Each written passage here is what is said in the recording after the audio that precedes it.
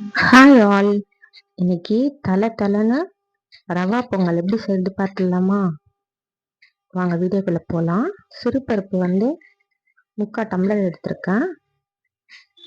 எந்த டம்ளர்ல நீங்க ரவை எடுக்கிறீங்களோ அதே டம்ளர்ல சிறுபருப்பு எடுத்துக்கோங்க. வாஷ் பண்ணி ஒரு 10 மினிட்ஸ் ஊற வச்சுக்கோங்க.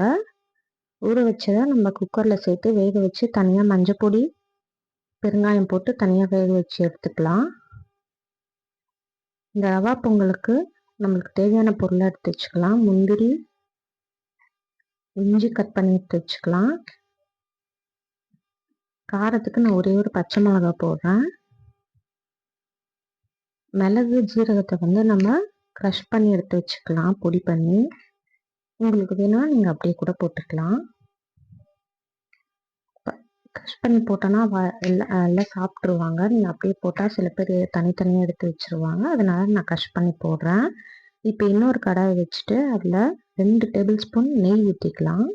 இந்த அளவுக்கு பருப்பை வேக வச்சு எடுத்துக்கோங்க. நெய் சூடானதும் இப்போ நம்ம ரவையை இதில் போட்டு வறுத்து தனியாக எடுத்து வச்சுக்கலாம்.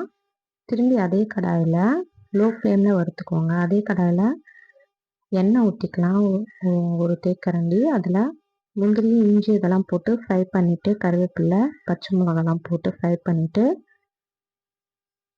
நம்ம இது பண்ணி வச்சுருக்க ரவையை வறுத்து வச்சுருக்க ரவையை இதில் சேர்த்துட்டு, மிளகு, ஜீரகம் பொடி பண்ணி வச்சுருக்கையும் இதில் சேர்த்துக்கலாம். தண்ணி 1 கப் ரவைக்கு 3 கப் தண்ணி கொதிக்க வச்சு எடுத்துருக்கேன். உப்பு இதுலேயே போட்டுக்கலாம். நம்ம இப்போ சிறுபருப்புக்கும் இதுக்கும் ரவைக்கும் சேர்த்தே நான் இதில் உப்பு போட்டுடுறேன். கொதிக்கிற தண்ணியை இதில் ஊற்றிடலாம். ஊற்றி நல்லா கலரிக்கோங்க, கட்டி தட்டுப்படாமல் சின்னதுலேயே வச்சு கலரிக்கோங்க. நல்லா ரவை வெந்ததும் நம்ம சிறுபருப்பு சேர்த்து கலரிட்டு இறக்கணுன்னா சூப்பரான ரவா பொங்கல் ரெடி ஆகிடுச்சு. கல்யாண வீட்லேயும் சரி, எல்லாத்துலேயுமே நம்மளுக்கு ரவா பொங்கல் தான் தருவாங்க. தலன்னு இருக்கும்.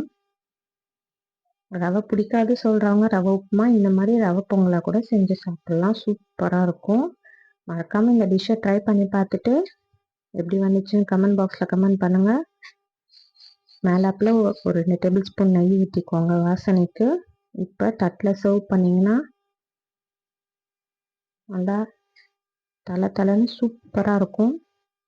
இன்னைக்கு நான் சாம்பார் செஞ்சிருந்தேன் மார்னிங். அதோட சாம்பார் வச்சு சாப்பிட்டோம். இது கூட கெட்டி சட்னி வச்சு சாப்பிட்டாலும் நல்லாயிருக்கும். வீடியோ பிடிச்சிருந்தா லைக் பண்ணி நம்ம சேனலை சப்ஸ்கிரைப் பண்ணிக்கோங்க. Bye friends.